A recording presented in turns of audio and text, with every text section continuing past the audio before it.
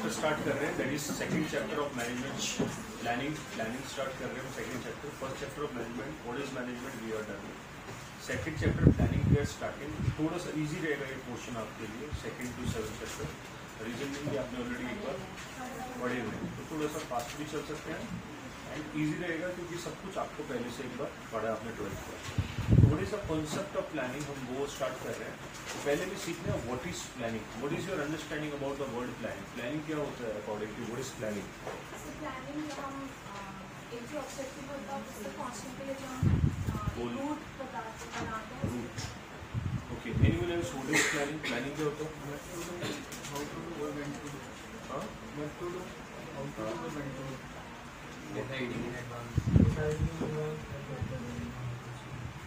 Deciding in advance, what is planning? और सबकी अलग अलग डेफिनेशंस होती है वैसे प्लानिंग की आप लोगों की। Anyone else, what is planning?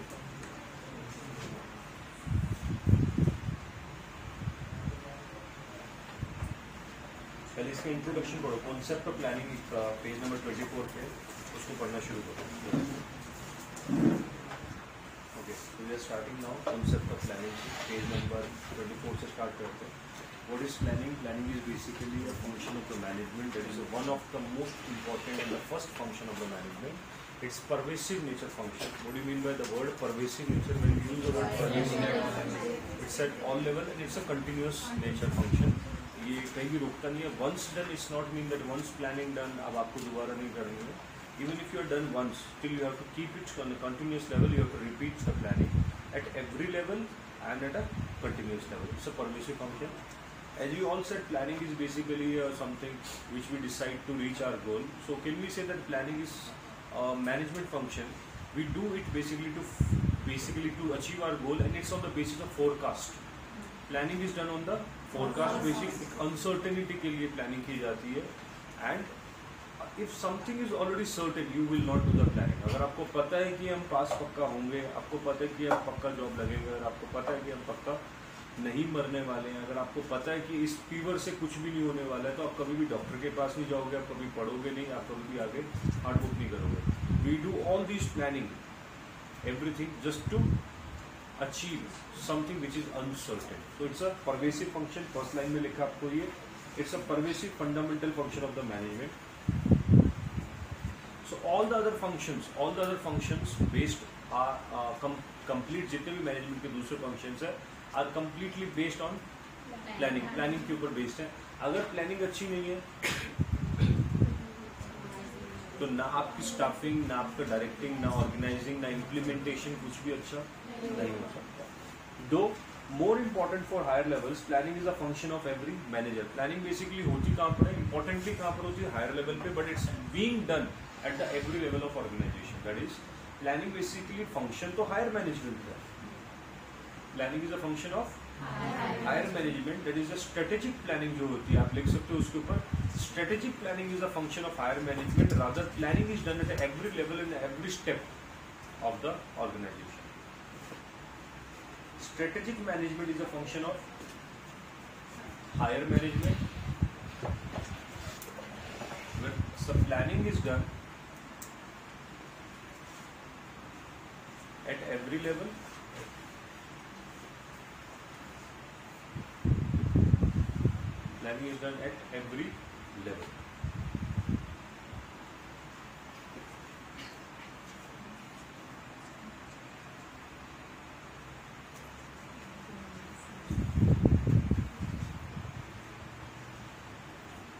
Okay, so what do you mean, what does the planning do? Planning means what to do, when to do, how to do और by whom to do.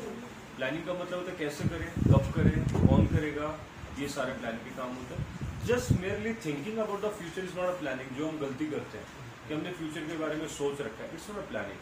Just merely thinking about future is not a planning. Thinking about the future and making provision according to that thinking is a planning. मतलब just कि future के बारे में हमने सोच लिया, वो प्लानिंग नहीं है। फ्यूचर के बारे में सोचना और उसके अकॉर्डिंग आपने अपने प्रोविजंस बनाना, वो प्लानिंग। ठीक है, next second para, planning deals with the future and involves forecasting. Yes, a manager does not plan about the past, though is planning to future is based on the past. अच्छा, कभी भी आप past की planning नहीं कर सकते. तो whether the past is important in the planning function or not, it's very much important because past के बिना फ्यूचर की प्लानिंग नहीं कर सकते. Planning is based on the forecast and the forecast आप कभी कर सकते हो जब आपके पास पास्ट डेटा अवेलेबल होता है. तो planning is basically concept which is related to historical event से रिलेटेड होता है. According to George R Terry, planning is the selecting and related to facts and the making and the using of the assumptions regarding to future in the visualization of formulation of the proposed activity believed necessary to achieve the desired result. और हमारी language में क्या है, planning is basically act of the management or a function of management to reach or to achieve the goal by taking into consideration certain facts and figures, and those certain facts and figures are based on the past. ठीक है. What are the examples of effective planning? Effective planning के क्या क्या examples हैं? Mr. ABC took over an executive chief of loss-making company. loss-making company का executive chief बन गए वो. Company had almost no sale and a heavy cost of production. company की कोई sale नहीं थी. Heavy cost of production. समझते हो cost of production? लागत ज़्यादा थी, sale हो ही नहीं रही थी. ठीक है. Cost of production equal to the price of the competitor's product. आपके competitor जिस price में बेच रहे हैं उस product में आपकी कॉस्टिंग पड़ रही है. रीजन क्या हो सकता है? प्राइमरा फेसी क्या क्या रीजन हो सकते हैं? लेबर कॉस्ट हाई है आपकी, वेस्टेज ज्यादा आपकी, रॉ मटेरियल महंगा आ रहा है आपका, idle time, labour idle time समझते हो, प्रोडक्शन लेबर का कम हो गया आइडल टाइम ज्यादा होने की वजह से, ये सारी दिक्कतें. लो मोरल ऑफ द, अच्छा low moral is also fixed overhead. समझते हो क्या होता है?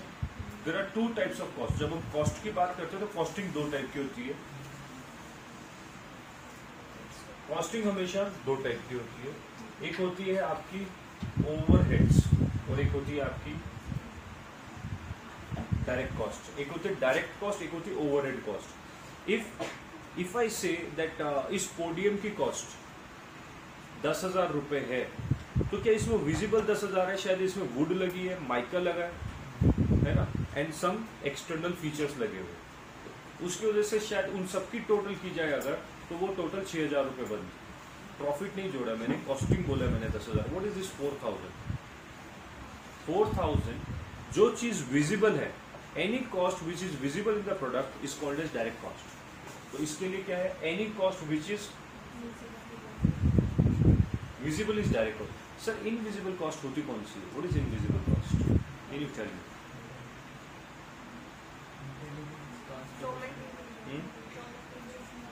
विजिबल है, लकड़ी दिख रही है इसमें. हाँ जी, somebody said last labor. Labour ही बोल देते ना, लेबर को पैसा दिया हुआ है ना. चलो मान लीजिए मैंने इसको घर पे बैठ के बनवाया, लेबर भी दिख रही है मुझे इसमें. ट्रांसपोर्टेशन ठीक है. और जिस फैक्ट्री में ये बना था उस फैक्ट्री का रेंट, उस फैक्ट्री की इलेक्ट्रिसिटी विजिबल नहीं है ना इसमें. ठीक है. लेबर कॉस्ट विजिबल नहीं है इसके अंदर. ठीक है. सो ओवरहेड्स क्या बोलते हैं, वर्ड कब यूज करते हैं, याद रहेगा. ओवरहेड्स वर्ड कब यूज होता है? For the cost which is not visible. और डायरेक्ट कॉस्ट कौन सी होती है? That cost which is visible. जैसे इसमें पेंट, माइका, वुड, ये सब विजिबल है, कील एक्सेट्रा. तो ये डायरेक्ट कॉस्ट है इसकी. और ओवरहेड्स कौन से होते हैं? जो विजिबल नहीं है, फैक्ट्री के प्रीमिसेस का रेंट एक्सेट्रा. क्लियर है? ओके. तो इधर देखिए, अगर एबीसी लिमिटेड जो कंपनी थी, अगर इसको एप्पल लेते हैं, एप्पल कंपनी की कॉस्टिंग एक टाइम पॉइंट ऑफ टाइम 1995 में इतनी हो चुकी थी जितनी कॉस्ट में उसके कॉम्पिटिटर मोबाइल बेच रहे थे वो उसकी कॉस्ट आने लग गई थी और कंपनी बैंकरप्सी पे आ चुकी थी. सो एक effective manager was needed over there. Effective head चाहिए था, मैनेजमेंट चाहिए था जो उस कंपनी की कॉस्टिंग को कम कर सके. स्टीव जॉब्स को फिर से हायर किया गया, उसको निकाल दिया गया था पहले, उसको फिर से बुलाया गया, उसकी हायरिंग की गई और उसको बोला गया कि आप मैनेजमेंट कुछ ऐसी प्लानिंग कीजिए जिससे कि हमारी कॉस्टिंग कम आए और हमारे प्रोडक्ट के फीचर्स बढ़े. तो उन्होंने क्या क्या चीजें कम की होगी? लेबर कट डाउन करो, जैसे अभी ब्रिटानिया, पार्ले जी, सुना ना आपने कि पार्ले जी अपने लेबर कट डाउन कर रही है, एम्प्लॉयज को हटा रही है, सो दैट प्रॉफिट ऑटोमेटिक. आपके प्रॉफिट ज्यादा करने के दो तरीके होते हैं, प्रॉफिट बढ़ाने के दो तरीके. पहला तरीका है आपका या तो प्रॉफिट बढ़ाओ, मतलब सेल ज्यादा करो, और दूसरा तरीका जो कि लॉन्ग टर्म में आप सस्टेन नहीं कर सकते वो होता है आपकी कॉस्ट थोड़ी कम करो. जब कॉस्ट कम होगी, प्रॉफिट एंड लॉस अकाउंट के अंदर डेबिट कम होगा, तो ऑटोमेटिकली आपका क्रेडिट आइटम्स ज़्यादा खून लगता है। Is that clear? ठीक है, तो cost of production equal to the price of competitor product, low morale, fix overheads ज़्यादा थे। He called the meeting of all the department heads and head of brainstorming session. सबसे ज़्यादा जो problem आती है, मैक्सिमम प्रॉब्लम जिंदगी की आती है, that is clear in your head, दिमाग में।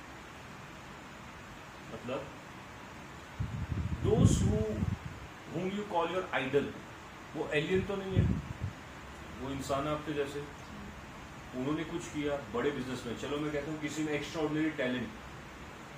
एक्स्ट्राऑर्डिनरी टैलेंट देके भगवान ने भेजा है अगर, तो मैं उसकी बात तो नहीं करूँगा। फॉर एग्जाम्पल कोई सिंगर है, किसी के पास क्रिकेट का एक टैलेंट है, आपके पास नहीं है, बल्कि क्रिकेट भी उन्होंने डेवलप किया, उन्होंने वो चीज़ प्रैक्टिस से डेवलप की है। सचिन तेंदुलकर की बात लो, या चलो सिंगिंग से एक्स्ट्रा टैलेंट है, बट अगर बिजनेसमैन की बात करें तो ये टैलेंट तो आप सीख के नहीं आते, ये आप अपने प्रैक्टिस से सीखते हो। अगर आप किसी भी बिजनेसमैन की एक बात करते हो जो जीरो से बना है, OYO the fellow is 12th pass, 12वीं पास है वो खाली, and you can see the kind of network he has created. How these things are created? Just because अपने ऊपर बिलीव है उसे, confidence on your self, confidence on your own mind. वो कहाँ से आता है? Sir, you keep the positivity around you. The moment you start getting negativity around you, आप कुछ भी नहीं कर सकते। ये मैं बहुत बार आपको बता चुका हूँ, जितना आप नेगेटिविटी इकट्ठी करोगे, आप अपना घाटा कर रहे हो।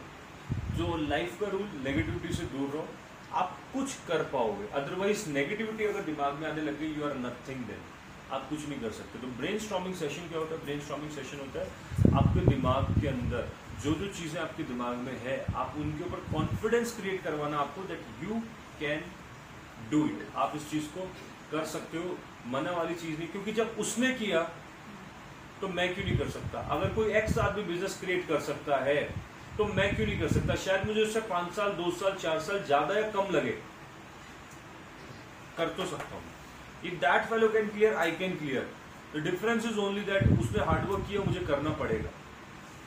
You have to do the hard work. शायद उसने थोड़ा कम किया हो क्योंकि अब कंपटीशन बढ़ गया, तो आपको थोड़ा ज़्यादा करना पड़ेगा, बट इम्पॉसिबल नहीं है। अंडरस्टूड द पॉइंट, है ना? तो इफेक्टिव प्लानिंग में क्या है? ब्रेनस्टॉर्मिंग सबसे इंपॉर्टेंट रोल है। ही called the meeting of department head and had a brainstorming session for the determining the problem and find the solution. Problem ढूंढी, बातचीत की, और सबसे बड़ी प्रॉब्लम बातचीत नहीं है, तो कम्युनिकेट करो। कम्युनिकेशन करने से आपकी प्रॉब्लम जाएगी। Problem is problem when it is not having any solution. ये चीज़ मैं हमेशा कहता हूँ, प्रॉब्लम तभी प्रॉब्लम है जब उस चीज़ का कोई solution, when it has a solution, तो वो एक कॉन्सेप्ट है, फैक्ट है आपका। जब आपकी प्रॉब्लम को, जब आपकी कोई समस्या है, आपका कोई कॉन्सेप्ट है, आपका कोई एक्ट है, कोई भी ऐसी चीज़ है जिसका कोई सॉल्यूशन नहीं मिल रहा आपको, प्रॉब्लम है वो। And when something has a solution, that's not a problem. It might take time, पर सॉल्यूशन है तो उसका वो कोई प्रॉब्लम नहीं है।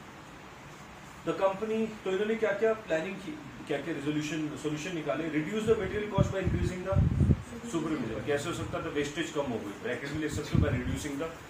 आप अगर आप अपने एग्जांपल ले लो, चाहे if some supervision is there on you, will you waste the time or you will have to study? उस टाइम पे आपको पढ़ना पड़ेगा। if there is no supervision, what do you do? आप उस 5 मिनट में से 30 सेकंड, 40 सेकंड, 1 मिनट पढ़ते हो, and then you don't study. Is the wastage of your resources, that is called time. आप अपने समय को वेस्ट कर रहे हो, टाइम को वेस्ट कर रहे हो, that's also resource. and so is company के अंदर, जैसे आप घर पे बोलते हो ना, एक नॉर्मल हमारी लाइफ में एक होता है कि आप जब काम करवाते हो अपने घर पे, तो एक तो होता है ठेका दे देते हो, एक होता है आप अपने सुपरविजन में काम करवाते हो, है ना?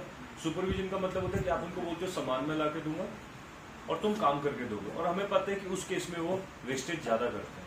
रीज़न उनका खुद का सामान नहीं है, तो वेस्टेज ज़्यादा हो रही है, बट काम अच्छा होता है, यही बोला जाता है। बट अगर उनके ऊपर आप नज़र रखो, जैसे ही वो वेस्ट करें, आप उनको बोलो ये ठीक से करो, ये ठीक से करो, क्या वेस्टेज कम हो जाएगी आपकी?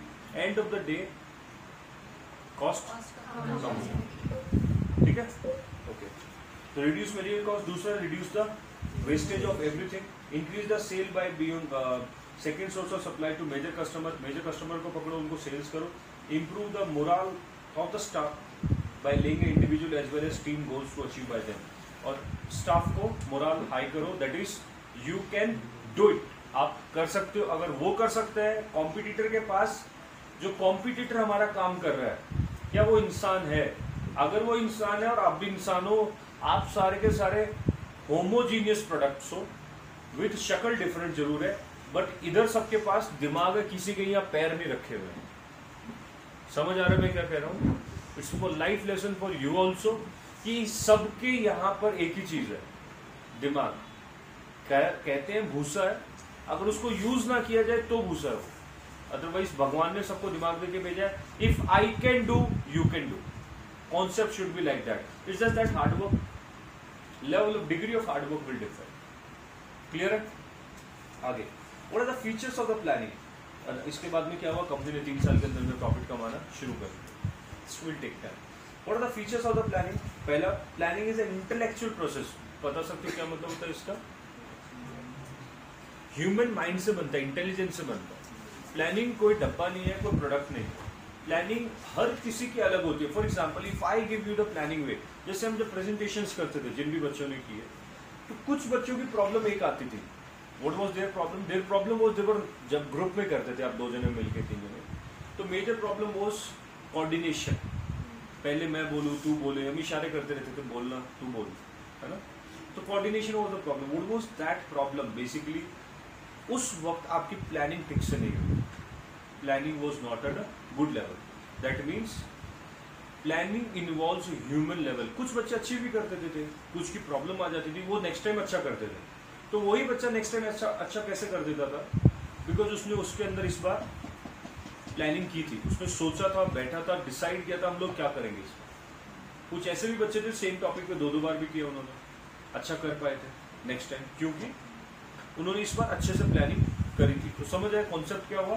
Planning is a intellectual level, that is differ from person to person. आपके इंटेलिजेंस लेवल पे डिपेंड करता है। आपकी प्लानिंग सेम टॉपिक पे और मेरी प्लानिंग या एक्स की प्लानिंग सेम टॉपिक पे डिफर कर सकती है। डिपेंड किस पे करता है? आपके तीनों के इंटेलिजेंस लेवल पे डिपेंड करता है, आपकी सोच पे डिपेंड करता है, आपके हार्डवर्क पे डिपेंड करता है। तो planning is a process. Planning is basically intellectual process, human mind से बनाया जाता है, कंपनी या फैक्ट्री में प्रोड्यूस नहीं होते। इंटेलेक्चुअल प्रोसेस का मतलब होता है इंसान के दिमाग से बनाने वाली चीज, जैसे goodwill, IPR, trademark, copyright, these all are IPR. समझते हो आईपीआर की full form? Intellectual property rights. IPR intangible assets होते हैं। ये कहां से बनते हैं? इंसान के दिमाग से बनाई जाती है। So planning is a process of choosing the proper course of action from among alternative and called a decision making, which is an intellectual process. Change in the environment bring opportunities and involves risk as well. It is the risk of planner to take advantage of opportunities. Opportunities है उनका advantage low. This is called mental predisposition to think before taking action. कुछ भी करने से पहले सोचो, समझो और फिर लो। जैसे कुछ लोग कहते हैं ना, सोचना क्या है, और ये पार कर देते हैं। वो आर नहीं होता, पार ही होता है। 1-2 बार तुक्के चल जाए अलग बात है। आप खुद सोचो ना, अगर आप पूरे साल पढ़ रहे हो, मेहनत कर रहे हो, और एक मैं बिना पढ़े जाके पेपर देख के आऊँ, देयर विल बी डिफरेंस, क्योंकि आपने प्लानिंग की है, पूरे साल पढ़ रहे हो। तो क्लास में डमी बन के आना नहीं। If you are actually studying in the class, concept समझ रहे हो, तो शायद हो सकता है इसमें 10-5 नंबर आपके कॉम्पिटिटर से आपके कम आ जाए। माइट बी पॉसिबल कि आपके फ्रेंड से, कॉम्पिटिटर से, कलीग से आपके 10-20 नंबर कम आ जाए, बट योर इंटेलिजेंस रीजन भी, शायद वो क्वेश्चन आपको नहीं आया उस वक्त, आपको दूसरे क्वेश्चन आते थे और वो सेट ऑफ क्वेश्चन नहीं आया, तो हो सकता है 10-20 नंबर ऊपर नीचे हो सकते हैं। But is this going to decide your intelligence level? आपका इंटेलिजेंस लेवल तो ये डिसाइड नहीं कर पाएगा ना कि 2% ऊपर 2% नीचे, नहीं करेगा भाई। नेक्स्ट लेवल पर जब जाओगे आप, तो शायद सेम चीजें वापस आनी है, ये चीजें बेस आपके लिए। उस पॉइंट ऑफ टाइम पे शायद आपका इंटेलिजेंस लेवल ज्यादा काम कर दे, क्योंकि वो चीजें आपके कॉन्सेप्ट क्लियर है, उनके आपने रटी नहीं है। फिर आता है प्लानिंग जो है आपका,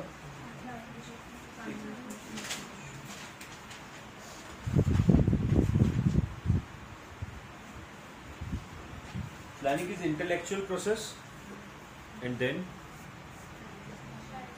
planning is a primary function. What is primary function? पहला is the first function of management. Without planning, you cannot proceed further. Then planning is a continuous function of management, मतलब अभी थोड़ी देर पहले आपने बताया, मतलब once you have done the planning, आपने एडमिशन ले लिया, बात खत्म, हमने एडमिशन ले लिया, बात खत्म, अब हम पास पक्का, और we have to do it. एक बार हम टेस्ट में पास हो गए, अगली बार दोबारा पढ़ने की जरूरत पड़ेगी। एक बार आपने कंपनी में सेल्स इंक्रीज करने के लिए प्लानिंग कर दी, कि आपको दोबारा से कुछ महीनों बाद या एक टेन्योर के बाद में दोबारा सोचना पड़ेगा। इट्स अ कंटिन्यूस प्रोसेस, आपको हर बार हर लेवल पे सोचना पड़ेगा बार बार, ठीक है। And then planning is a pervasive function, इसका मेरे को आपने आंसर दिया। परवेसिव फंक्शन मतलब रिक्वायर्ड है ऑल लेवल पे कैसे चाहिए हो सकता है प्लानिंग, मतलब planning might be needed at top management, होता है ना, होता है मिडिल पे, बट आपको लिखवाया मैंने कि टॉप मैनेजमेंट पे होता है। आपने लिखा है generally planning, strategic planning is the function of top management. अब मैंने आपको कुछ प्लान बना के दिया, I am the CEO of the company, आपने मैनेजर को कुछ प्लान बना के दिया कि हमें 10,000 यूनिट की सेल्स चाहिए, बात खत्म, मैं तो इतना ही कहूँगा। अब वो 10,000 यूनिट्स कैसे अचीव करनी है वो कौन डिसाइड करेगा? मैनेजर वो अपने प्लान बनाएगा कि मैं इतने लोग हायर करूँ। अब उसमें से फॉर एग्जांपल आपको हायर किया गया और आपको बोला 1000 यूनिट आप बनाओगे, 1000 और 2000 आपको बनाना, तो आप अपने 2000 के अकॉर्डिंग टाइमिंग स्टार्ट करोगे, आप 1000 के अकॉर्डिंग ऑफिस आना स्टार्ट करोगे, उसके अकॉर्डिंग प्रोडक्शन करोगे, उसके अकॉर्डिंग रॉ मटेरियल मंगवाओगे, वो भी आपकी प्लानिंग है। तो planning is at all the level, but strategic planning is the function of clear है। What is the importance of planning? Planning के फायदे क्या होते हैं सर? बहुत सारे फायदे होते हैं प्लानिंग के अंदर। मैं दोनों लेवल बार बार बताऊंगा क्योंकि आपके एग्जाम के पास में तो आपको शायद वो भी फायदा हो, ब्रेनस्टॉर्मिंग भी हो थोड़ी सी, जो आर पार वाले बच्चे हैं कि देखी जाएगी वो ना हो, और थोड़ा सा कंपनी के लेवल पे भी। तो प्लानिंग का सबसे पहला फायदा, आपका ऑब्जेक्टिव क्या उस हिसाब से आपको देख के चलना पड़ेगा। For example if your objective is कि मुझे लाइफ में I don't have option of business, मेरे पास बिजनेस का नियर फ्यूचर में तो पक्का ऑप्शन नहीं है, मुझे जॉब करनी ही करनी है, and if I fail this time my family will not allow me to study further, ठीक है। बहुत सारे ऐसे भी लोग हैं, कुछ बच्चे बाहर से भी आए हुए हैं, कुछ दिल्ली के भी हैं, कुछ दूर से भी ट्रेवल करते हैं, so I think your family will not allow. तो आपका ऑब्जेक्टिव क्या है? एनी हाउ हमें तो क्लियर करना है। कुछ ऐसे बच्चे हैं कि हमें पास तो पक्का हो जाएंगे, we have to try for rank, हमें रैंक ट्राई करनी है। तो रैंक ट्राई करने के लिए आपको प्लान करना जरूरी है। तो what will be the importance of planning in the rank? आपने अगर डेज काउंट कर लिए कि आज से हमारे पास फॉर एग्जांपल कितने दिन बचे हैं, रेगुलर कॉलेज वाले बच्चों के पास तो 50 दिन है, ठीक है। नॉन रेगुलर जोड़ लेना क्योंकि मैं सुबह ही कुछ डांट के आया हूँ अभी। तो रेगुलर वालों के पास 50 डेज है, नॉन रेगुलर वाले के पास 60 to 70 डेज है आपके पास, जोड़ के देख सकते हो आप। रेगुलर वालों के 10 दिन जो है अक्टूबर में इंटरनल के चले जाते हैं, और एसयूएल वाले बच्चों को दिसंबर काउंट मत करो because since you have the exam in December as well, already sitting in September. अक्टूबर नवंबर 2 महीना, इसके बीच में आपके फंक्शन फेस्टिवल भी है, एंड आप तो क्योंकि अपन तो कामचोर आदमी है और आलसी, हमें तो मौका चाहिए फेस्टिवल आने का, जैसे करना कुछ भी नहीं है हमें, दिवाली की हमें करना कुछ नहीं है, we have to just sit and waste the time of family and ourselves. कौन क्या करता है दिवाली पे पता है? पूजा कितनी देर करते हो आप? 10 to 15 मिनट्स मैक्सिमम, और ना आप गिफ्ट देने जाते हो, जाते भी हो तो हार्डली टेक्स मच टाइम, ठीक है। सो वो आपका एक हफ्ता वो खराब, फेस्टिवल दिमाग में चल रहा होता है ना, तो हफ्ता 10 दिन वो खराब, तो आपका टाइम बड़ा कम बचा। अगर आप जोड़ के देखो अक्टूबर नवंबर 2 महीना एंड हाफ ऑफ सितंबर अपना आ चुका है, तो 2.5 महीना 60 to 70 डेज, उसमें से भी आपके 10-12 दिन हटा देते हैं, ठीक है। तो 60-70 दिन लगभग आपके पास 60 दिन या 70 दिन बचे हैं, और ना हफ्ता भर दिवाली का कट करो या फेस्टिवल का, 60 to 70 days. 60 to 70 days and number of subject not the paper, number of subject जोड़ो आप, नॉट पेपर 4 है, सब्जेक्ट ज़्यादा है, अकाउंट्स है ना, इको है, स्टैट्स है, लॉ में भी आपके काफ़ी सारी चीज़ें। तो अलग अलग अगर आप चीज़ें जोड़ते हो और डिवाइड करके देखो, पक्का वो 10 से तो ज़्यादा है, 10 से तो पक्का ज़्यादा ना सब्जेक्ट, हमारे सब्जेक्ट 10 से ज़्यादा है ना। 60 डिवाइडेड बाई 10, 6 दिन। क्या आप 6 दिनों के अंदर एक सब्जेक्ट को कंप्लीटली वाइप ऑफ कर सकते हो? इसको मुझे दोबारा टच नहीं करना, डायरेक्ट एग्जाम में टच करना, ठीक है। You can see the time with left with you if you are planning for rank. That is आप अपना ऑब्जेक्टिव डिसाइड कर रहे हो कि मेरे को ऑब्जेक्टिव है मेरा रैंक, दिन बचे मेरे पास 6 इस सब्जेक्ट के लिए, क्या 6 दिनों में मैं ये कंप्लीट कर लूंगा या कर लूंगी। अगर मुझे 6 दिन में करना है तो आपका अगले प्लानिंग होते कि 6 डेज में मुझे कितने आवर्स देने हैं। तो I will count the number of pages and difficulty level of the subject and accordingly I will give the, मैं उसको कितने आवर्स देते हैं वो देख लें, ठीक है। तो this is how the planning is being done. तो ये आपके लिए आपका एक कुछ दिखाना था, फ्यूचर दैट इज आईना। तो यू कैन डिसाइड अकॉर्डिंगली, एक अपना टाइम प्लान बनाओ, एक अपना कागज पे लिख के टाइम प्लान बना लो कि मैं इतने दिन में 6 दिन में ये सब्जेक्ट पूरा करके सर को दिखा दूंगा। 6 days and I will show you this. एक कागज पे लिख लो कि 6 days के 10 सेट्स बनाओ, 6 6 6 6 6 6 ऐसा 6 days में हम इतना पहला ये खत्म कर देंगे, ये खत्म ऐसा खत्म करेंगे। बहुत सारे सब्जेक्ट खत्म हो चुके हैं हमारे, मैनेजमेंट का तो लास्ट ही पार्ट आपका है, तो इतने खत्म करने हैं हमें। तो ये देख के देखते हैं कितने दिन में आप 6 दिन में, and see then that this is a planning and this is a implementation. ये तो फोरकास्ट पे बेस्ड है ना। एंड फिर हम देखते हैं गैप कितना आता है, क्या 6 दिन में वो चीज़ हो पाई है, 6 days के अंदर गिवन द टाइम आवर जो आपने प्लान किया हो पाया। फिर गैप देखेंगे, वो गैप अगले चैप्टर में आएगा, ठीक है। एंड बाय दैट टाइम 6 दिन हो जाएंगे आपके, तो हम देख पाएंगे, तो एक चेन जुड़ी रहेगी। अब हम कंपनी की बात करते हैं, तो कंपनी के अंदर पर्सनल कॉन्शियस एंटरप्राइज सबसे पहले ऑब्जेक्टिव होता है कि आपको 10,000 यूनिट बनानी है, 12 मंथ्स का टाइम आपके पास, 10,000 यूनिट्स की इस बार सेल करनी ही करनी है, दैट्स आवर ऑब्जेक्टिव। और ऑब्जेक्टिव इसके इस साल हमें 10,000 मोबाइल हमारे बेचने हैं। We are XYZ company to sell 10,000 mobile. क्या आपको प्लानिंग करनी पड़ेगी? अगर आप प्लान करते हो तो उस 10,000 को आपने पर मंथ डिवाइड कर लिया कि 1 महीने में 1000 और 2 महीनों को हम ग्रेस मान के चलते हैं कि उन 2 महीनों में शायद हमारी सेल नहीं भी हो, क्योंकि कुछ ऐसे मंथ्स होते हैं जिसमें हमारे इंडियंस हम बाइंग नहीं करते हैं, पता नहीं ये सारा श्राद्ध जैसे होते हैं, we try not to purchase new stuff at that time, ठीक है। और कुछ ऐसे दिन होते हैं जिसमें हम खरीदते नहीं, तो 2 महीने वो हटा देते हैं कि उसमें सेल होगी नहीं। अदर देन दैट 12 महीने हटाते हैं, अगर 10 महीनों में हर महीने हमारी 1000 की सेल चाहिए, that is your planning. To have 1,000 sale every month, how many employees are required, किस किस से टाइप करना है मुझे, this is a type of planning. उस प्लानिंग को, क्योंकि आपने फर्स्ट लाइन में क्या पढ़ा था अभी, merely thinking about the provision is not a planning। 10,000 की सेल करनी है, वो गोल है आपका, प्रोविजन बनाया आपने कि 10 महीनों में करेंगे हम, it's a mayor thinking and provision बनाया, ये प्लानिंग नहीं है। उसको इम्प्लीमेंट करना, उसके लिए फर्दर स्टेप लेना, दैट इज प्लानिंग। हम कहां तक रुक जाते हैं, 6 दिन में करना है, बात खत्म। 6 days में करना है, या फिर 1 महीने में 10,000 मोबाइल 1,000 मोबाइल सेल करना है, बात खत्म हो जाती, करेंगे। What are the provisions with you, क्या आपने डेली की डेडलाइन दी है अपने आप को? आप अगर 1 महीने की डेडलाइन देते हो और 1 महीने बाद मैच नहीं होता है, sir you are not left with anything, failure के अलावा उसके बाद आपके पास कोई दूसरा ऑप्शन नहीं है। क्यों ना डेली या वीकली या 2-2 3-3 दिन की अपने आप को डेडलाइन देके चेक करें कि क्या हमने इतने छोटी डेडलाइन दी जाती है हमेशा, बेस्ट ऑप्शन छोटी डेडलाइन दो। छोटी डेडलाइन इसलिए कि 1 महीने बाद जो गिल्टी फील होना है वो आप आज ही फील कर लोगे। तो आज फेलियर हुआ, एक्चुअली दो स्टूडेंट में रियली वांट टू स्टडी, जिनको रैंक लानी, मैं उनके लिए भी बता रहा हूँ, छोटी डेडलाइन दो अपने आप को, एक प्लान बनाओ, you can come to me, get your plan done.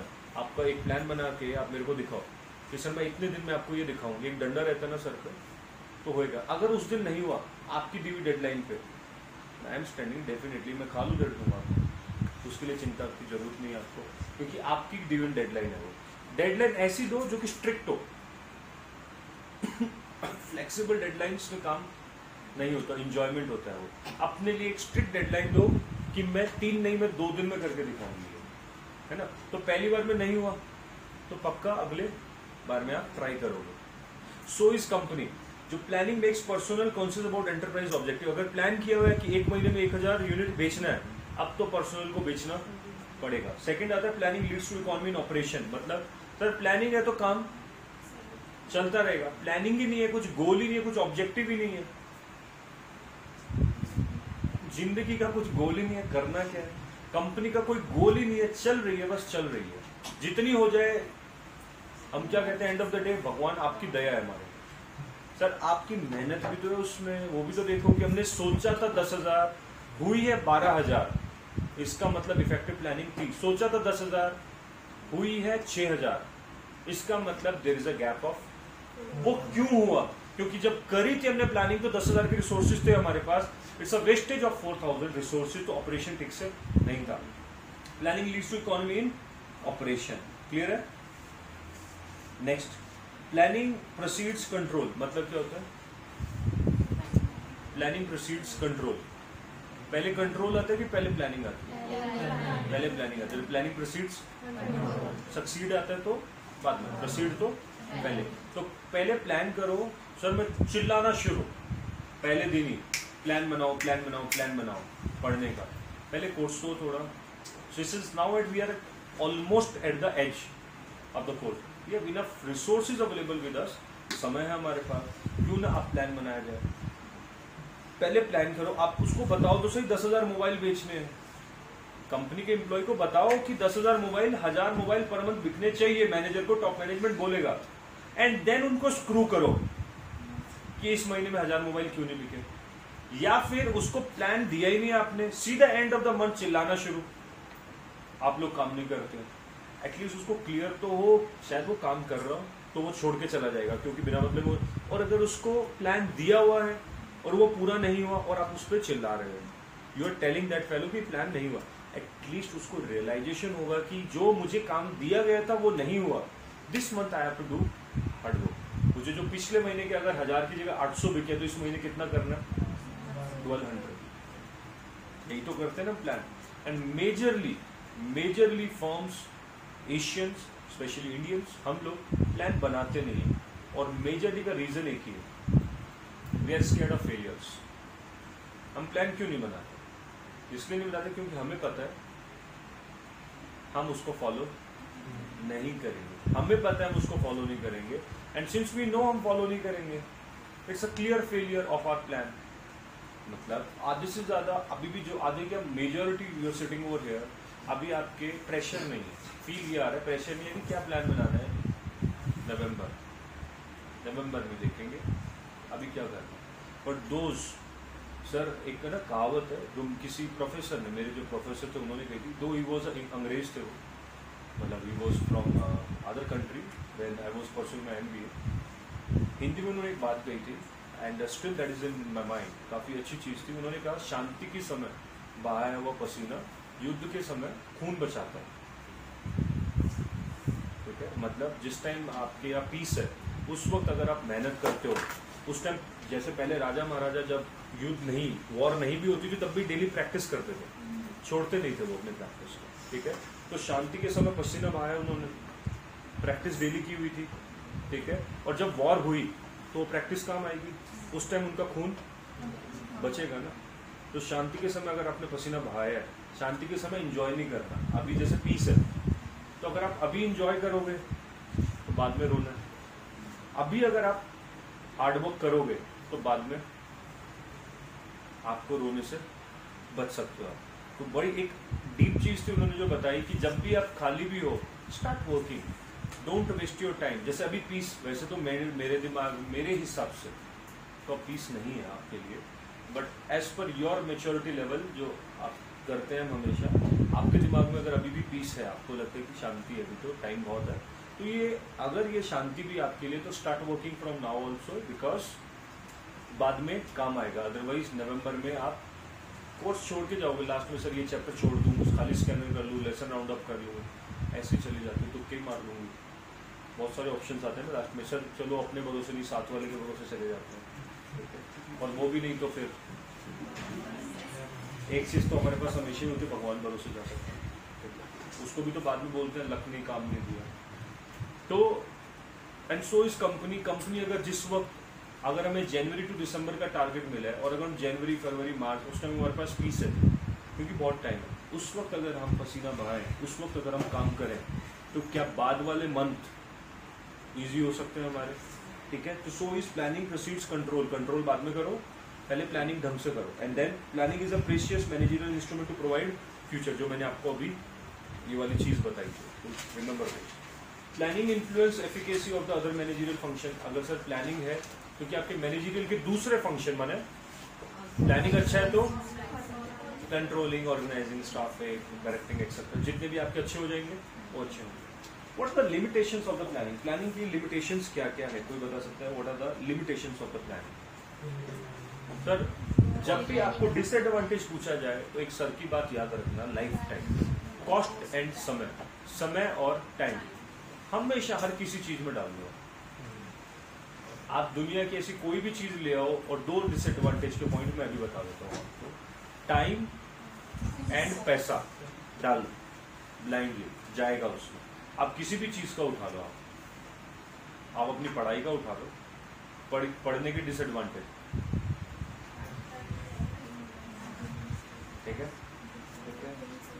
पढ़ने की डिसएडवांटेज भी आ गए, मतलब वैसे है नहीं तो वैसे बता, कोई भी चीज उठा लो आप, ठीक है, सोने के डिसएडवांटेज, खाने के डिसएडवांटेज, मोबाइल के डिसएडवांटेज, किसी भी चीज के, सब में ये दो चीज तो लगेगी आपकी। तो दो चीजें आपके लिए हमेशा स्टैंडर्ड रख लो, डिसएडवांटेज आते ही ये दो लिख दो, बट ये बीच में डाला करो पहले कुछ रेलेवेंट पॉइंट्स। तो what are the disadvantage of planning? सबसे पहला है आपका, it's not fully reliable. Why? It is based on forecast. पूरी रिलायबल नहीं, इंसान बना रहा है, हो सकता है मैं गलत हो जाऊं, फुल्ली रिलायबल नहीं है ये। दूसरा, repeatedly changing the set another limits of planning. Sir, आपने तो आज के हिसाब से प्लानिंग बनाई और एक साल की बना दी, don't you think there are changes? Planning तो अभी बना दी, तो मैंने आपको क्या कहा, शॉर्ट गोल्स दो, जैसे कि जो चेंजेस आ रहे हैं आप उनको अडॉप्ट करते जाओ, ठीक है। दूसरी चीज क्या, लंबे समय की आप प्लानिंग अभी करते हो, बीच में चेंजेस आ जाते हैं। 10,000 मोबाइल बेचने का आपने टारगेट बनाया था, व्हाट इफ इन बिटवीन ये मोबाइल डिसकंटिन्यू हो जाए और नया टाइप का मोबाइल आ जाए, तो मतलब ही नहीं है 10,000 बिक पाएंगे। What if in between war start हो जाए कंट्री में, what if in between flood आ जाए most of the areas of the country, जैसे इंडिया में हमारे अभी आया, ठीक है, तो फ्लड आएगा तो मोबाइल तो नहीं खरीदेंगे लोग। मोस्ट ऑफ द एरियाज, जैसे अभी कहते हैं ना बिजनेस थोड़े कम चल रहे हैं, लोग कहते हैं, ठीक है, रीजन सर आपके मोस्ट ऑफ द एरियाज में फ्लड है, जो हमारे गुजरात, हमारा हिमाचल, उत्तराखंड, ठीक है, और केरला, साउथ तो हर साल आता है, एंड मुंबई में हर साल आता है, ठीक है। तो डोंट यू थिंक, मुंबई में इतना नहीं है बट कुछ एरिया में, तो डोंट यू थिंक उन एरियाज के लोग सामान खरीदेंगे या अपनी जान बचाएंगे? तो एक मेजर पॉपुलेशन जो खरीद सेल होती है बिजनेसेस की, मेजर सेल सिटी में नहीं होती है। हम तो बाहर की कंपनीज के माल खरीदते हैं, जो इंडियंस के मैन्युफैक्चरिंग है वो कहाँ बिकती है? गाँव में बिकती है। लोकल प्रोडक्ट्स जिनको बोलते हैं हम, जैसे दिल्ली के पेंट बने हुए गांधीनगर के, हमारे लोकल मोबाइल्स जो हैं, हमारे लोकल इंस्ट्रूमेंट्स जो है बने हुए यहाँ के, वो हमारे दिल्ली में नहीं बिकते, वो मेजरली बिकते हैं दिल्ली से बाहर, और उन एरियाज में अभी फ्लड आ चुका है, और जिनमें नहीं आया है वो दूसरे अपने एसोसिएटेड एरिया से अफेक्टेड एरियाज है, तो इसलिए सेल नहीं हो रही है। तो एक रीजन ये भी आपका सेल का, क्लियर। सो रैपिड चेंज हो रहा है कंडीशंस का। तीसरी लिमिटेशन, अवेलेबिलिटी ऑफ, ये मैंने आपको बता ही दिया, समय और कॉस्ट आपकी ज़्यादा लगती है। Philosophy of management and personal can be very serious limitation of the planning. Sir, कुछ लोगों की प्लानिंग अलग थी, अगर हमारी इंडियन गवर्नमेंट की बात करें तो लीडर टू लीडर डिपेंड करता है किसने क्या प्लान किया इंडिया के लिए। एक लीडर ने अलग प्लानिंग ली, उन्होंने स्ट्रॉन्ग डिसीजन लिया कि व्हाट्सएवर जो होगा देखा जाएगा, करेंगे ये, प्लान करके सब कुछ। प्लान कैसे किया कि सारी कंट्रीज को पहले अपने फेवर में लिया, है ना। अब आप जाओ ना यूएन, चिल्लाते रहो, कोई फर्क नहीं पड़ता। पहले पूरी प्लानिंग की, जो आर्टिकल 370 की बात कर रहा हूँ, जो हटाया गया कश्मीर से, तो पहले पूरी प्लानिंग कर ली कि यूएन में भी जाओगे तो don't worry, I am sitting there. एक अपनी रेपुटेशन क्रिएट कर ली कि मैं एक इतना स्ट्रांग आदमी हूँ वर्ल्ड लेवल पे कि अगर मेरे खिलाफ कोई भी आवाज उठा नहीं सकता। तो आप देख सकते हो एक सिंगल कंट्री इंडिया के अगेंस्ट नहीं है, और जो है भी वो भी चुप, धीरे धीरे वाली। चाइना इंटरनल है, ऊपर से कोई भी नहीं आया हमारे साथ, not even a single country is there against अस।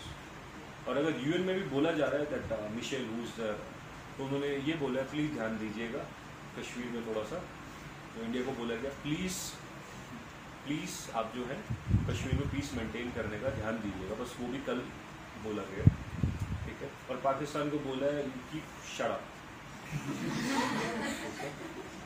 आगे से बेफजूल के मुद्दे ना ले।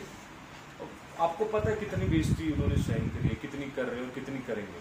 और क्या लेवल ऑफ इकोनॉमी उनकी हो चुकी है और क्या लेवल ऑफ इकोनॉमी आपकी हो रही है, ये आपको पता है। What is this of all managerial, that is leader का सोच है यहाँ कि लीडर की सोच टू सोच डिपेंड करता है किसी ने क्या प्लानिंग की, किसी ने क्या प्लानिंग की, किस तरीके से प्लान किया जा रहा है। जैसे डिमोनेटाइजेशन हुआ हमारे यहाँ, डिमोनेटाइजेशन लोग कहते हैं डिफेक्टिव है ये, but what we personally feel कि अब आपके पास, पहले एक टाइम होता था आप ट्यूबलाइट में ना नोट देख देख के लेते थे, ऐसे 500 रुपए के नोट देख देख के, हर 10 में से एक नोट डुप्लीकेट होता था।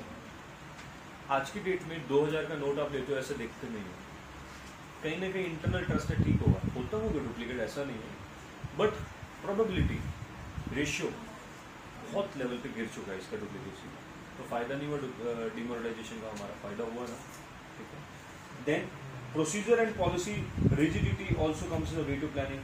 सर जब प्लान करते हो तो प्रोसीजर बनाया जाता है एंड पॉलिसी जो है वो थोड़ी रिजिड हो जाती है, and since we are human और we are not flexible enough, हमें फ्लेक्सिबिलिटी अच्छी नहीं, हमें फ्लेक्सिबिलिटी अच्छी लगती है। We are rigid about the changes, बदलाव से हमें प्रॉब्लम है, बदलाव से हमें बहुत प्रॉब्लम है, चाहे वो हमारे अच्छे के लिए हो रहा है। मोटर व्हीकल एक्ट चेंज आया, हम क्या कह रहे हैं, we can't afford use fines, तो गवर्नमेंट कब कह रही फाइन दो, आप कानून मान लो ना। हम ये कह रहे हैं हम इतने फाइन अफोर्ड नहीं कर सकते हैं, बदलो इसको।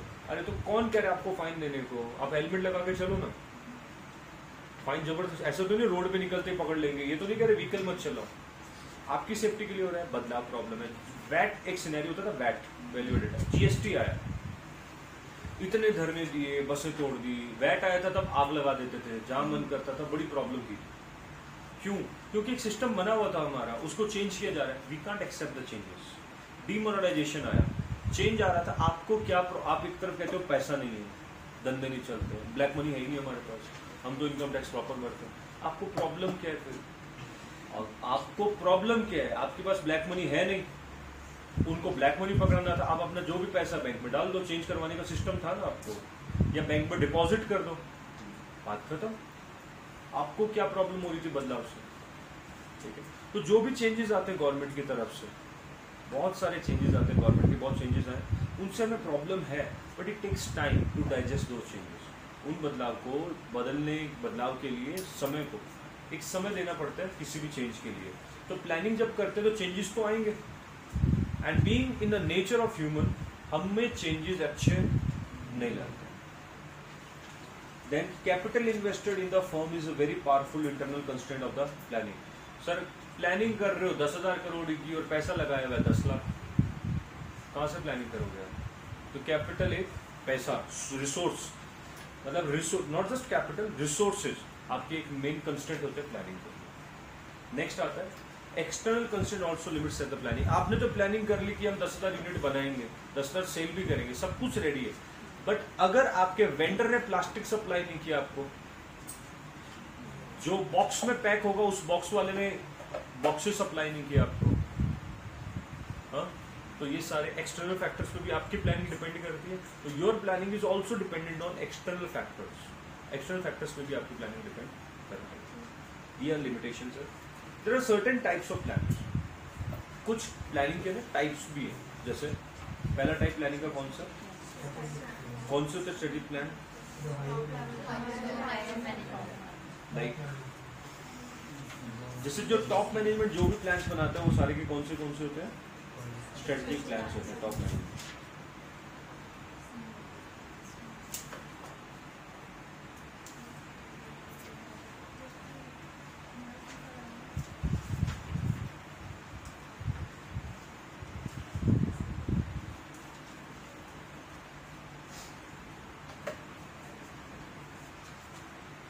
Types of plan, strategic plan. Strategic plan are the plan which are created and managed by the top level management, just like the production plan, sales plan, etc. plan, ये हमारे top level के plans होते हैं। Strategy कहाँ बनाई जाती है? top level plan। फिर environment assessment, ये आपने पहले environmental, क्योंकि आपके सब्जेक्ट में environment scanning नाम का एक टॉपिक था, तो जिन्होंने भी कभी वो किया है तो आपको एग्जाम्पल्स दिए गए थे कि कोई भी काम करने से पहले, कोई भी प्लान काम करने से पहले अवेलेबल रिसोर्सेज एंड एनवायरनमेंट आपके उसके अकॉर्डिंग को स्कैन करो। जैसे एग्जांपल दिया था मैंने आपको, अगर आप किसी रिलीजियस सिटी में लाइक हरिद्वार, यहाँ पर अगर आप मीट शॉप खोलना चाहोगे तो शायद ना चल पाए, इतनी ज़्यादा ना चल पाए। अगर आप किसी एक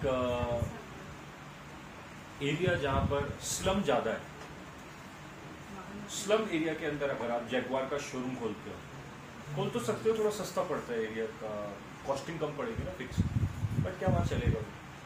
कोई भी जैगवार लेने जहांगीरपुरी, अब तो खैर बहुत अच्छा डेवलपमेंट है वहाँ पर, जे कॉलोनी या सेक्टर 25, 27, 30 क्रॉस कर जाओ, कोई मोस्टली नहीं जाएंगे शायद, तो वहाँ स्लम नहीं है, बट फिर भी वो ऐसा एरिया जहाँ पर शायद हम ना जाए। तो इनको करने के लिए आपको या तो एक पॉश इलाका चाहिए। स्टारबक्स, अगर स्टारबक्स NSP पे ना होके जे कॉलोनी में होता, तो कईयों को शायद ना पता हो जे कॉलोनी, हाँ स्लम एरिया, कंप्लीट स्लम, या किन्हीं भी झुग्गियों के बीच में, क्योंकि जगह सस्ती होती है और वहाँ पर झुग्गियों के बीच में स्टारबक्स खोल देते, तो क्या वो इतना ज़्यादा प्रॉफिट अर्न कर पाते या सस्टेन कर पाता? नहीं कर पाता। तो before planning anything, before starting anything, you must have to scan the environment. आप किस एनवायरनमेंट में काम करने वाले हैं, या फिर अगर आप environment scanning also includes the target audience, आप अपने टारगेट ऑडियंस को भी स्कैन करो, ठीक है? आप एक टैबलेट निकाल रहे हो स्टूडेंट्स के लिए, टैबलेट ना, मोबाइल टैबलेट, आप एक टैबलेट लॉन्च करना चाहते हैं। एक आकाश आया था ना, आकाश, पता है किसी को? मिला किसी को?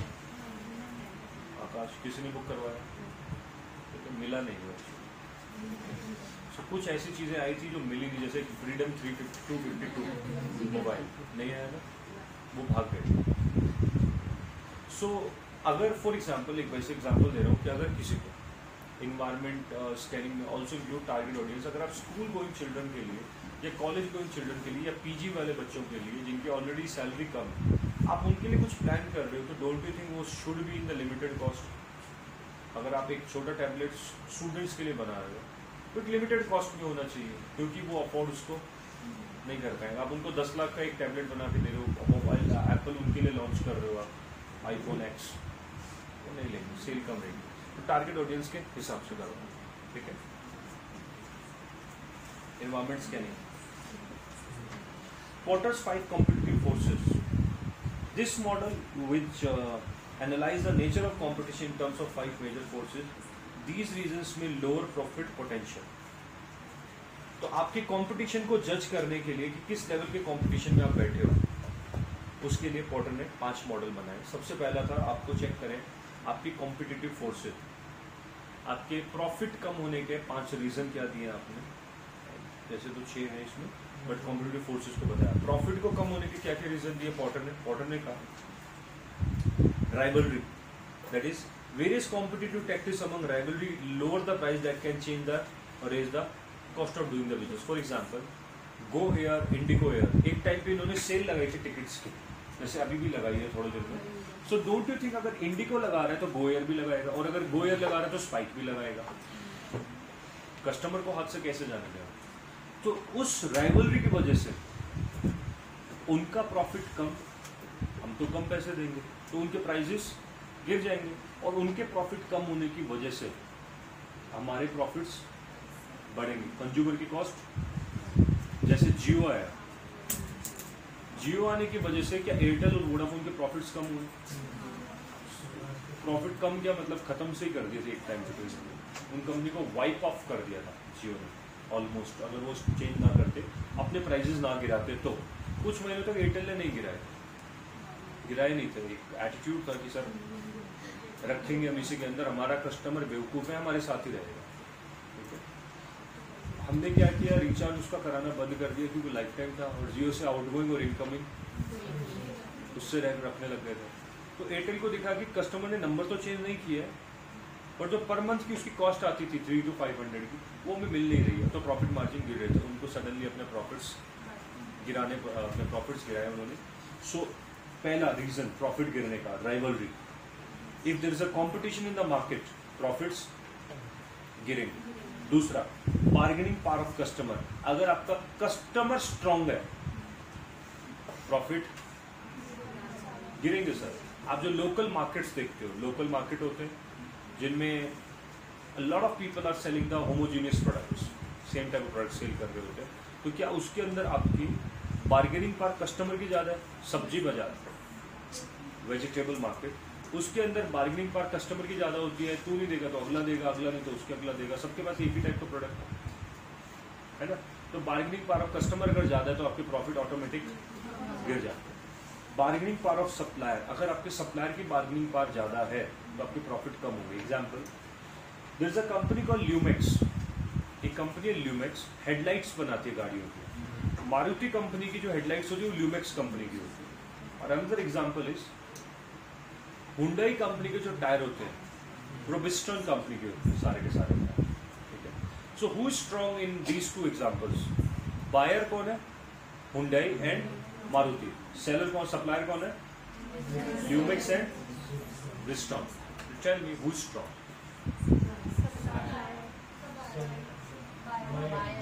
Name of the company. Lumax is strong. Sir Hyundai को तो टायर एमआरपी सप्लाई करेगा, है ना, C8 भी कर सकता है,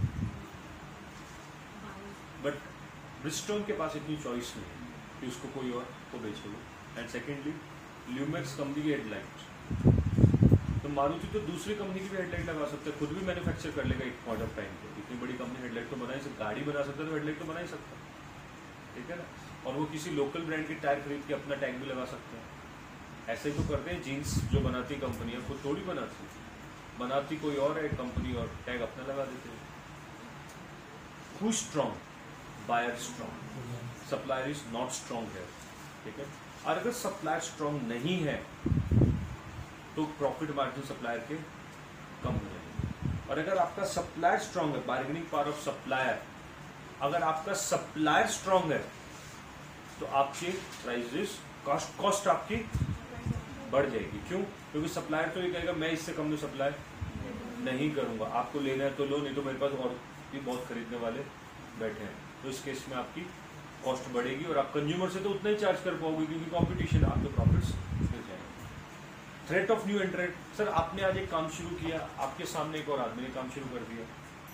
छोटे जो काम होते हैं जब कैपिटल इन्वेस्टमेंट कम होती है उनमें ये डर रहता है हमेशा। बहुत बेसिक लेवल के एग्जांपल देता हूँ, मोमो स्टॉल, ठीक है। सपोज मिस्टर एक्स ने मोमो स्टॉल लगाया एक एक्स मार्केट में, अच्छा पता चल रहा है, lot of people are coming over there, monopoly बना रखे है उसने, देने का भी टाइम नहीं, ऐसा हाल, ठीक है। मिस्टर वाई ने वहीं पर एक स्टॉल और लगा, तो क्या उसके पास जो 100 आदमी जाते थे उसमें से 10, 15, 20 तो इधर आएंगे पक्का, they will test it. After that there will be a shifting of customers. एक और स्टॉल आ गया तो उसके पास जो बचे हुए 70 थे और उसके पास जो 30 थे, अगर हम 20% भी कम करें तो 15 उसके आ गए और 6 इसके आ गए, 21 इधर चले गए। बचे कितने इनके पास? उसके पास बचे पूरे 55, इसके पास बचे कितने और भी कम, एंड इसके पास 21 आ गए, एक और आ गया। नंबर ऑफ न्यू एंट्रेंट्स बढ़ते जा रहे हैं मार्केट में, ठीक है। तो जैसे जैसे न्यू एंट्रेंट बढ़ते जा रहे हैं कस्टमर थोड़ी इंक्रीज हो रहे हैं, खाने वाले तो उतने ही हो, या ये है कि आप 10 की बजाय 20 खाने लग जाओगे, आपकी तो कंजम्पशन उतनी है, but number of manufacturer, producer और सप्लायर ज्यादा आते जा रहे हैं तो कस्टमर बढ़ते जाएंगे। तो न्यू एंट्रेंट जितने आएंगे आपके मार्केट में, सप्लायर, न्यू एंट्रेंट जितने आएंगे सेलर, उतने आपके कंपटीशन की वजह से प्रॉफिट्स कम होंगे। आई थिंक आप एग्जांपल्स लिख रहे हो साथ साथ में, एग्जाम में याद नहीं आएंगी चीज़। And then I give you time, लिख लेना 2 मिनट में सारे फिर इकट्ठे। थ्रेट ऑफ सब्स्टिट्यूट प्रोडक्ट और सर्विसेज, सर आपके प्रोडक्ट का सब्स्टिट्यूट अवेलेबल है, there is a substitute available of your product, आप पैसे कम नहीं करोगे तो सामने वाला करेगा। जैसे अगर हम कहते हैं कि बी ग्रेड की स्वीट शॉप, ए ग्रेड में तो ब्रांड आ गया कि आप खाली ब्रांड की वजह से खरीद रहे हो, ये हल्दीराम, बीकानेर वाला, गुलाब एक्सेट्रा। अगर आप बी ग्रेड की स्वीट शॉप में जाते हो, जैसे कॉर्नर्स पे जो स्वीट शॉप होती है, एक कहता है मैं 800 रुपये किलो आपको बर्फी दूंगा, एंड मैं कहता हूँ कि मुझे अपनी शादी के लिए कम से कम 300 डब्बे चाहिए, will you give me discount? वो कहते हैं 10%, I demanded for 30%, he said no, I will not. तो मत देखो और देगा, तुम बर्फी नहीं दोगे तो कोई और प्रोडक्ट खरीद लूंगा मैं। आपके प्रोडक्ट के सब्स्टिट्यूट मार्केट के अंदर बहुत सारे अवेलेबल है, मैं उनसे वो खरीद लूंगा, कोई इश्यूज नहीं। ठीक है, तो उससे भी आपका उस डर से आप प्राइस कम करोगे, या फिर आप बेच कम नहीं करोगे तो वैसे नहीं है आपके पास वो कम प्राइस वाला प्रोडक्ट खरीद लो। लिख लो जो एग्जांपल से जिन्होंने छोड़े जल्दी से। हाँ सर क्वालिटी का भी तो एक वो होता है।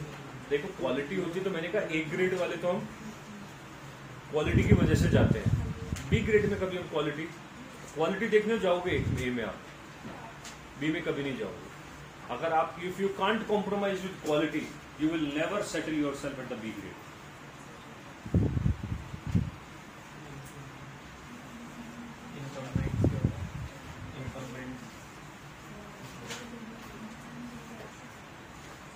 Lower increments lower price.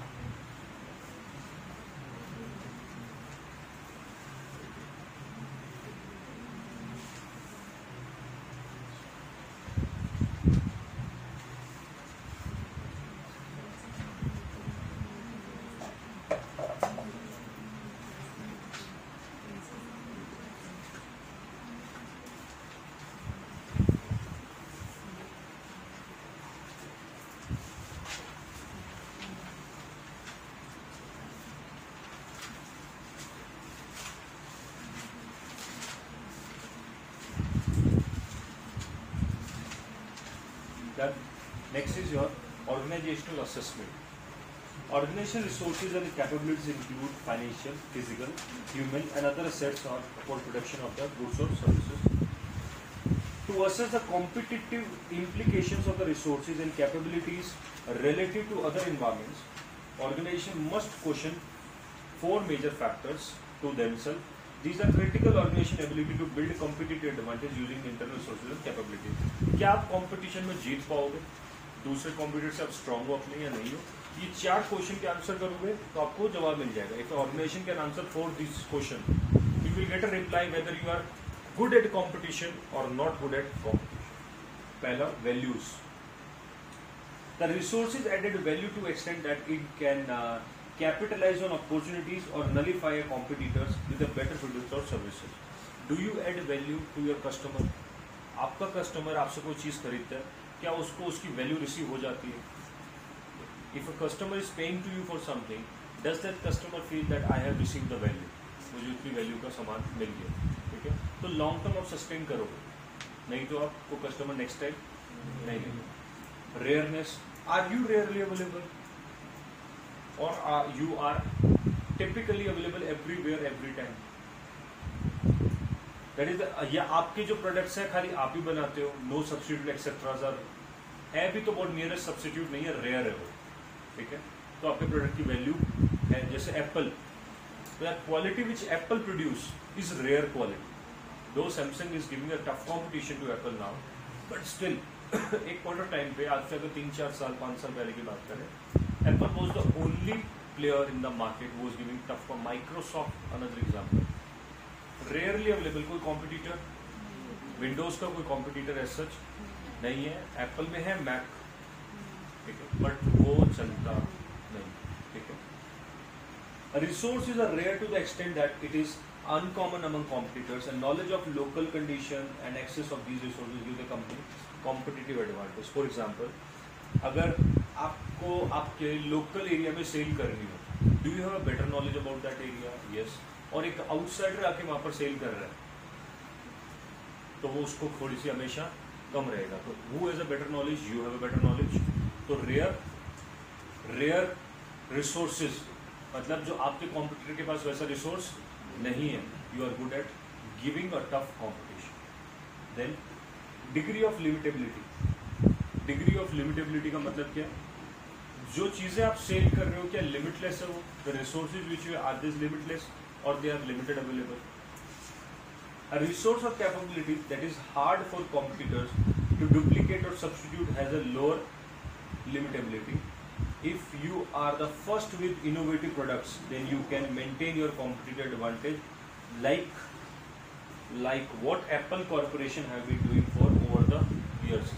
आप अगर research, innovation करते हो, then आपकी limitability first available हो जाते हो आप मार्केट में कोई भी चीज़ लेके फर्स्ट टाइम आ गए तो लोग आपको पैसा देंगे. उसके बाद में जैसे number of players are there with the same kind of thing, फिर हम कंपैरिजन करेंगे. जब एप्पल कोई चीज़ इनोवेशन लेके आया कंपैरिजन है ही नहीं. जब गूगल मैप जब आया था तो कोई कंपैरिजन था ही नहीं.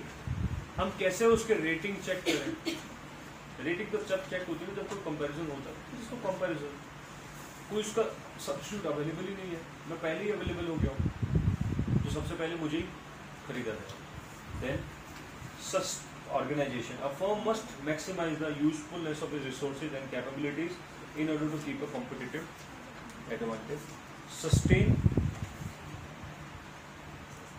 Sustained competitive advantage needs valuable, rare and difficult to imitate resources and capabilities. This is called distinctive competition.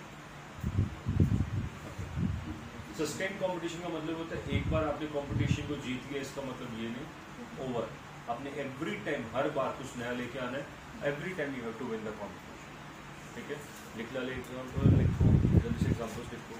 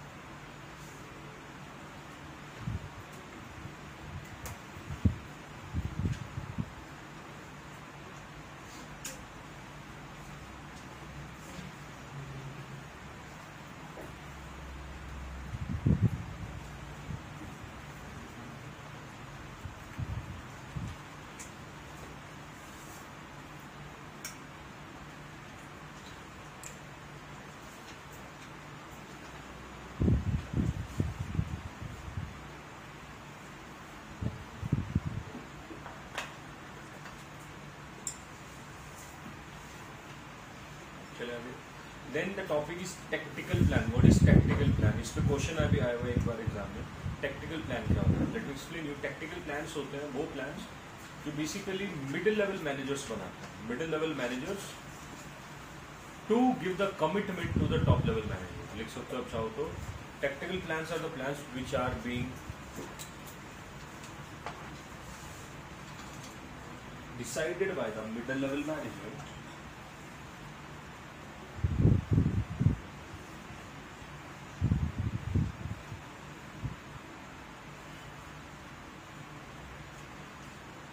to give the commitments to the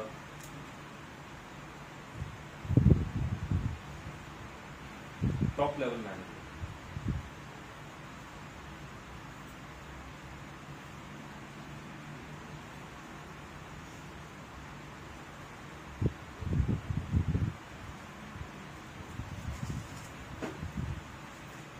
ठीक है, ओके. टेक्निकल प्लान्स क्या होते हैं? बेसिकली ये टॉप लेवल को commitment करने के लिए मिडिल लेवल मैनेजर्स जो होते हैं वो आपस में डिस्कस करते हैं लोअर लेवल मैनेजमेंट के साथ कि क्या हम इतना काम कर लेंगे. ये होते हैं, ये यूजुअली 1 to 5 years की रेंज में होते हैं. 1 से 5 साल की रेंज में होते हैं technical plan. These focus on intermediate time frame, usually 1 to 5 years. They are more specific and concrete than strategic plans and they outline the major steps towards the tactical goals. Middle managers consult with the lower level managers in developing them before making commitment to top level managers. Next is operational plans. What is operational? Operation जो word use होता है it is basically at the production level. Operation level कहाँ use होता है word? Production level पे use होता है ये. These support tactical plans जो क्योंकि production lower level कर रहा है, tactical middle level ने बनाया. तो जब तक ऑपरेशन पार्ट अच्छा नहीं है तो टेक्निकल प्लान सक्सेस नहीं हो सकता. These support tactical plans implementation and operational goal achievement. These plans involve time frame of 1 year up to a year, such as month, week or even days. छोटे short plans देते हैं कि इतने दिन में इतने बनाओ, इतने दिन में इतना बनाओ. Lower level manager consult with the middle level managers to develop these plans. क्योंकि factory level पे होता है, production level पे होता है. Unless operational goals are achieved, tacticals and strategic plans will always fail. क्योंकि जब तक नीचे लेवल पे ऑपरेशन पे प्रोडक्शन नहीं हुआ तो टैक्टिकल फेल, स्ट्रेटेजिक फेल. तो शॉर्ट रेंज प्लान्स कौन से होते हैं? Operational up to 1 year. Tactical plans कौन से होते हैं? Medium range 1 to 5 year. Long range कौन से होते हैं? Strategic goals that is 5 years. Next page very important for exam, mostly question आता है इसमें से. What are the main components of planning? Planning के क्या क्या कंपोनेंट्स हैं? देखिए, अगर mission, goal, plan, goal attainment, organisation efficiency and effectiveness, organisation, vision. What is the difference between mission and vision? बता सकते हैं? Vision and mission and vision पक्का एग्जाम में क्वेश्चन आता है.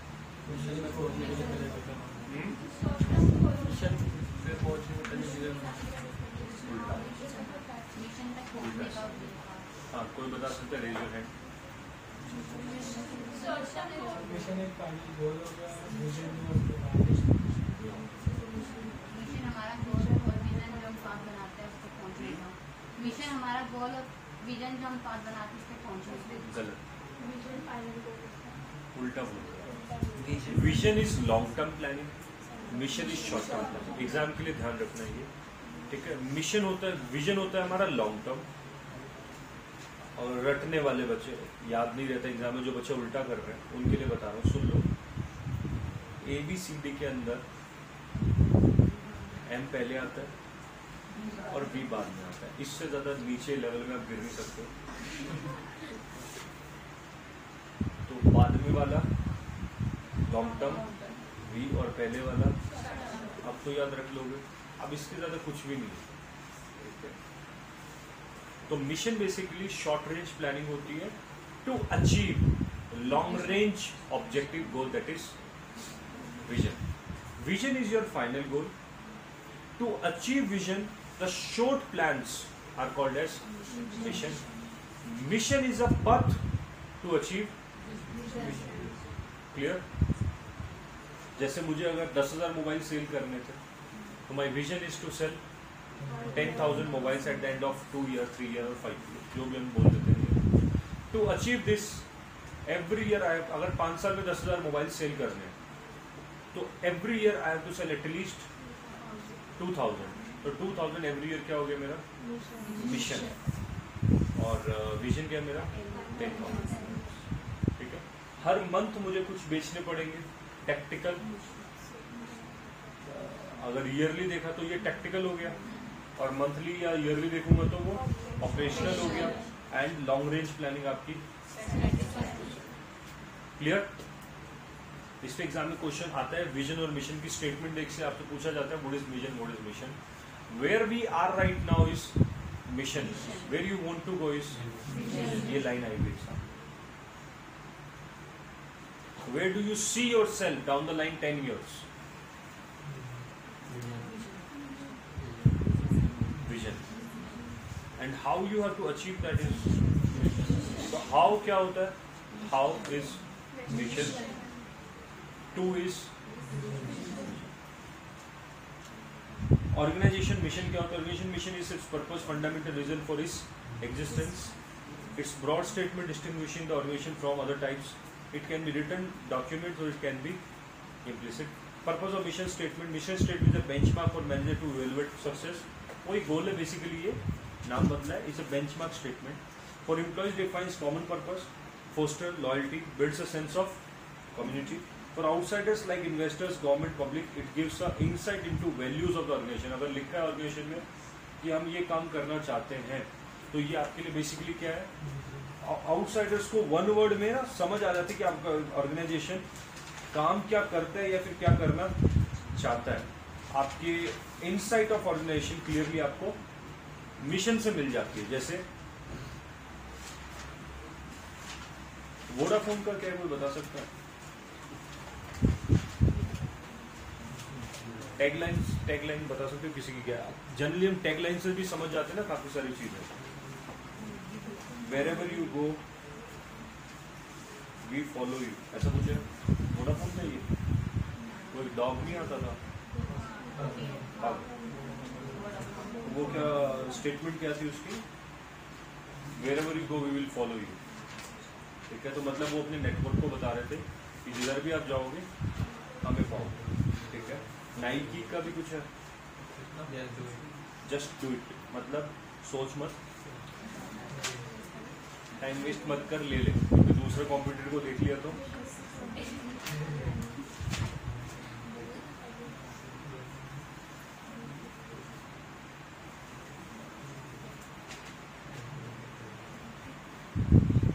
ओके, आप अपनी बुक के ना लास्ट पेज पे देखो,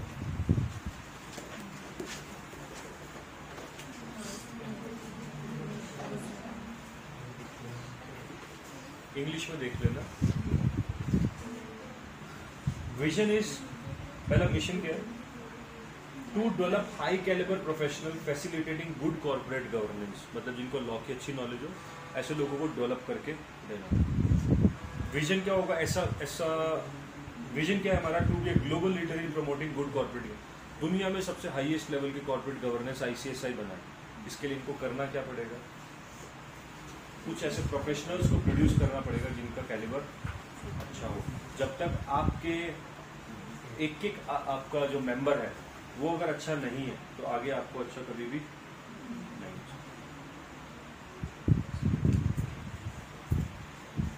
कम टू द बुक।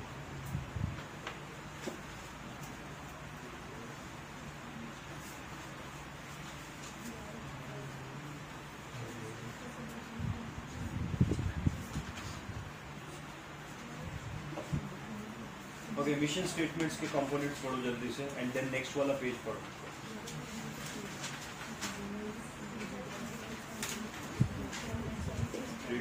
रीड करना।